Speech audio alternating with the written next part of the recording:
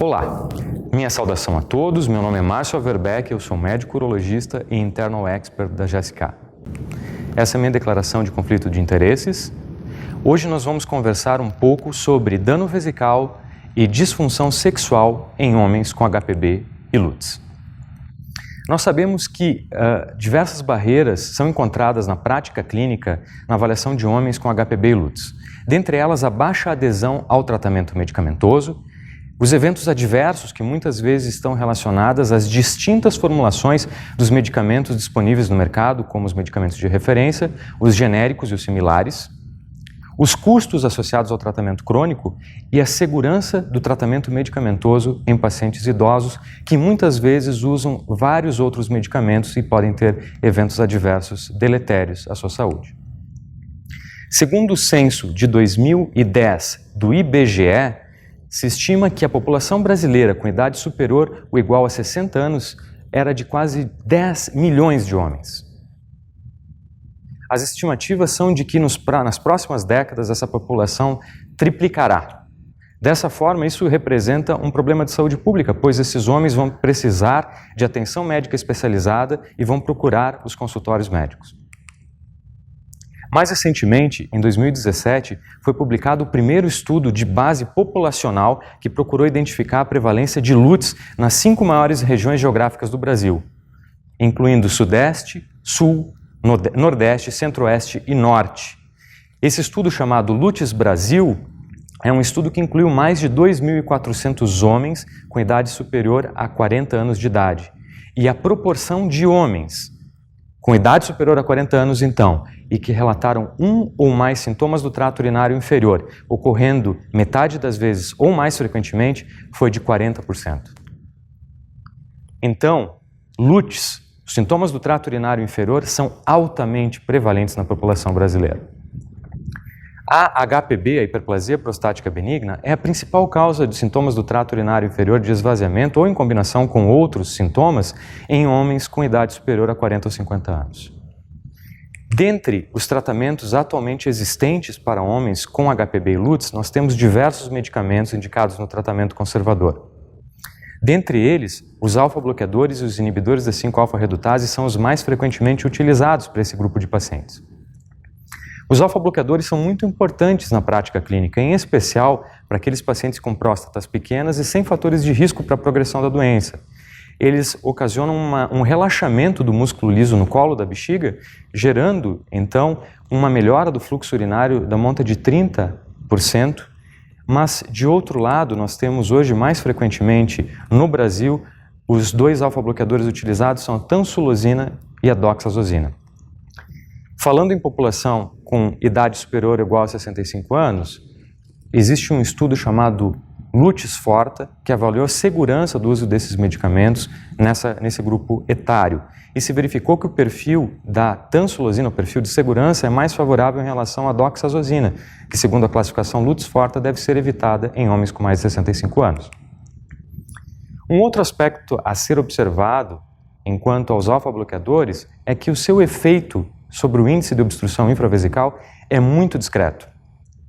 Os estudos que avaliaram, estudos clínicos randomizados que avaliaram o tratamento com placebo e com alfa-bloqueadores, demonstraram que os pacientes recebendo placebo ou alfa-bloqueador têm uma taxa de crescimento prostático da monta de 5% ao ano. Isso significa que os alfa-bloqueadores não alteram a história natural da doença. De outro lado, os inibidores da 5-alfa-redutase, que inibem a conversão da testosterona em dihidrotestosterona, têm um efeito sobre a história natural da doença.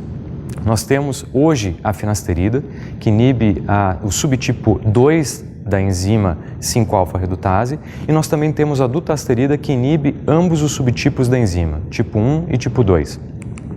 Esses medicamentos ocasionam uma redução do volume prostático de cerca de 25% ao longo de um ano de tratamento e ocasionam reduções significativas no índice de obstrução infravesical.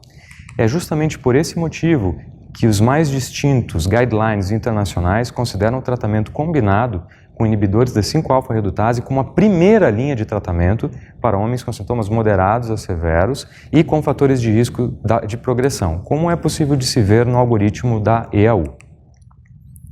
Os fatores de risco para a progressão da HPB, que incluem progressão de sintomas e necessidade de cirurgia por retenção urinária aguda ou por progressão de sintomas, foram identificados através do braço placebo do estudo EMITOPS e estão listados nesse slide, incluindo um PSA superior ou igual a 1,6, uma idade superior ou igual a 62 anos, um fluxo urinário máximo reduzido na urofluxometria livre, no caso inferior a 10 ml por segundo, um volume prostático superior ou igual a 31 ml e a formação de resíduo urinário pós-miccional.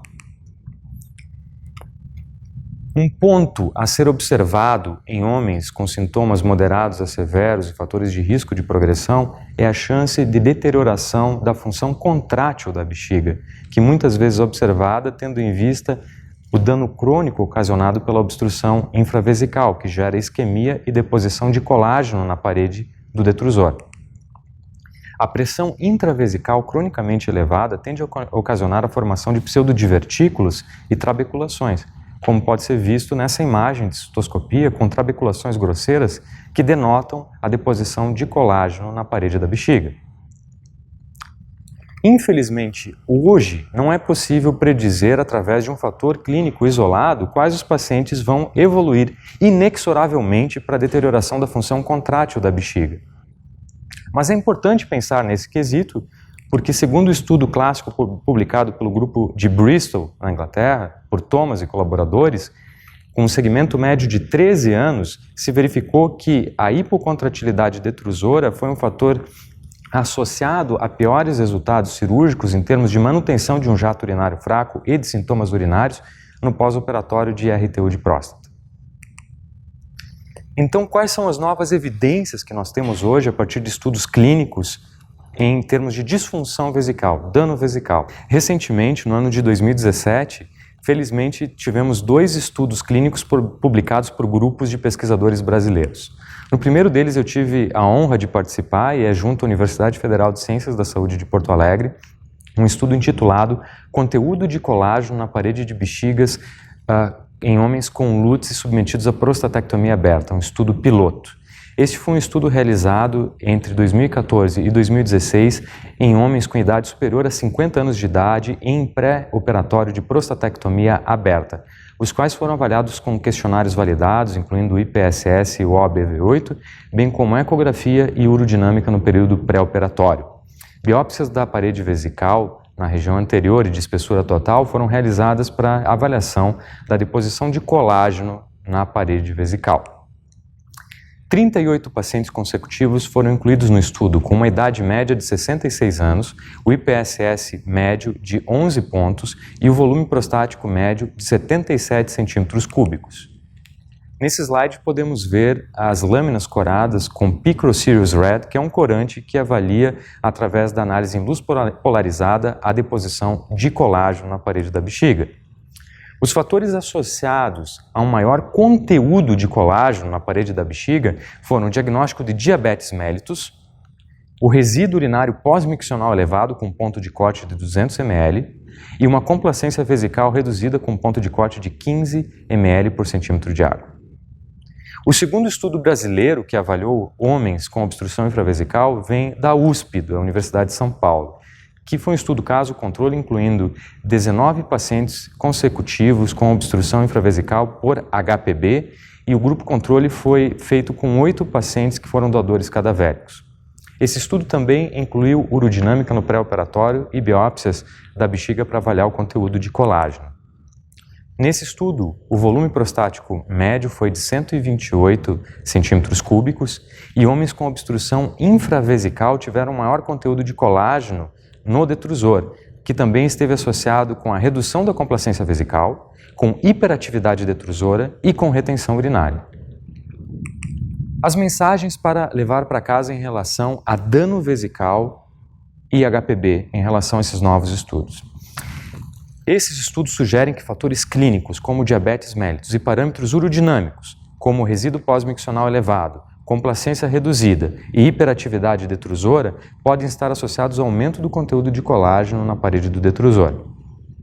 Esses achados podem ter relevância clínica, tendo em vista que um aumento do conteúdo de colágeno na bexiga é um desfecho substituto para a ocorrência de hipocontratilidade detrusora nessa população.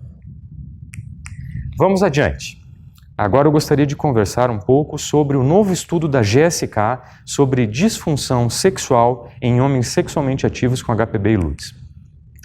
Nós sabemos que a prevalência de disfunção sexual em homens com HPB depende de vários fatores, como, por exemplo, a idade, comorbidades, uso de medicamentos, diferenças na percepção médica e do paciente em relação à disfunção sexual, bem como a forma com a qual os pacientes são avaliados desde o início do tratamento. Um fato que deve ser observado é que poucos estudos com inibidores da 5-alfa-redutase em HPB e LUTS apresentaram questionários validados para avaliar os diferentes domínios da função sexual de maneira sistemática. A maior parte dos estudos obteve relatos espontâneos sobre esses eventos adversos. O novo estudo da GSK, que foi publicado por Roerborn e colaboradores no BJU International em 2017, foi um estudo prospectivo que investigou o impacto do tratamento combinado com dutasterida e tansulosina na função sexual de homens sexualmente ativos entre fevereiro de 2013 e abril de 2016 em países da Europa e também na Austrália. Foi um estudo duplo cego e placebo controlado. O objetivo primário foi avaliar o impacto na função sexual aferido através do score total do questionário validado MSHQ após 12 meses de tratamento combinado com dutasterida 0,5 e tansulosina 0,4 mg versus placebo em homens com IPSS superior ou igual a 12 pontos. Como objetivos secundários, houve também a análise do impacto do tratamento combinado em domínios da função sexual, como, por exemplo, a função erétil, a ejaculação e a satisfação global, bem como o efeito do tratamento combinado sobre o IPSS, que é o score de sintomas urinários. O questionário Men's Sexual Health Questionnaire, ou MSHQ, ele é um questionário de 16 questões que avalia, então, o domínio da ereção nas questões de 1 a 3, o domínio da ejaculação nas questões de 5 a 11 e o domínio da satisfação nas questões de 13 a 18. Esse slide mostra o desenho do estudo que incluiu o tratamento ativo com dutasterida e tansulosina ao longo de 12 meses versus placebo, e ao final desses 12 meses os pacientes tiveram os tratamentos suspensos e acompanhados por mais 6 meses, finalizando então 18 meses para avaliar eventos sexuais persistentes após a suspensão do tratamento. 246 pacientes foram incluídos no braço placebo e 243 no braço tratamento combinado. E nesse slide se pode ver as características de base dessa população que foram semelhantes entre os grupos. Quanto ao desfecho primário, como a gente pode ver nesse gráfico, a redução média do score total do MSHQ foi superior no tratamento combinado versus placebo ao longo de 12 meses. Isso significa dizer que no tratamento combinado com dutasterida e tansulosina, o score foi pior ao final de 12 meses. O aspecto mais importante desse estudo, em se desmembrando os diferentes domínios da função sexual, como eu vou mostrar no próximo slide, é que, em termos de função ejaculatória, função erétil e também satisfação global, o aspecto que foi mais afetado, ou as mudanças no grupo tratamento combinado foram predominantemente relacionadas ao domínio da ejaculação. Tendo em vista que 70% a 95% do volume do ejaculado é oriundo da próstata e das vesículas seminais, e que os inibidores da 5-alfa-redutase causam involução da próstata e das vesículas seminais, possivelmente a disfunção ejaculatória é um marcador do mecanismo de ação dos inibidores da 5-alfa-redutase, como, por exemplo, a dutasterida. Em relação aos desfechos secundários, como, por exemplo, o score do IPSS, o tratamento combinado com dutasterida e tansulosina resultou numa redução estatisticamente significativa no score total do IPSS em comparação ao placebo a partir do mês 3. Este é um aspecto que também é compatível com estudos previamente publicados demonstrando a superioridade do tratamento combinado. Em relação a eventos sexuais adversos persistentes após a suspensão do tratamento, eu gostaria de chamar a atenção da taxa de disfunção erétil após 6 meses de suspensão do tratamento. No grupo placebo, 12 pacientes relatavam disfunção erétil após 6 meses da suspensão do tratamento. E no grupo tratamento combinado, 13 pacientes relatavam disfunção erétil persistente. Isso é, a taxa foi praticamente igual entre os grupos. Como mensagens para levar para casa, eu gostaria de ressaltar que este é o primeiro estudo prospectivo que usou questionário validado para avaliação da função sexual e dos seus diferentes domínios em homens sexualmente ativos com diagnóstico de HPB e que receberam então dutasterida e tamsulosina. As mudanças observadas no score total do questionário validado MSHQ estiveram predominantemente relacionados à função ejaculatória e de modo menos evidente ao domínio da satisfação nesse grupo de pacientes, não havendo diferença estatisticamente significativa ao final de 12 meses enquanto à função erétil. Também não houve evidência de disfunção erétil persistente após 6 meses de interrupção do tratamento, pois as taxas de disfunção erétil foram idênticas entre o grupo de tratamento combinado e o placebo, o que ratifica a segurança do tratamento combinado com dutasterida e tamsulosina em longo prazo. Muito obrigado pela atenção de todos e até a próxima.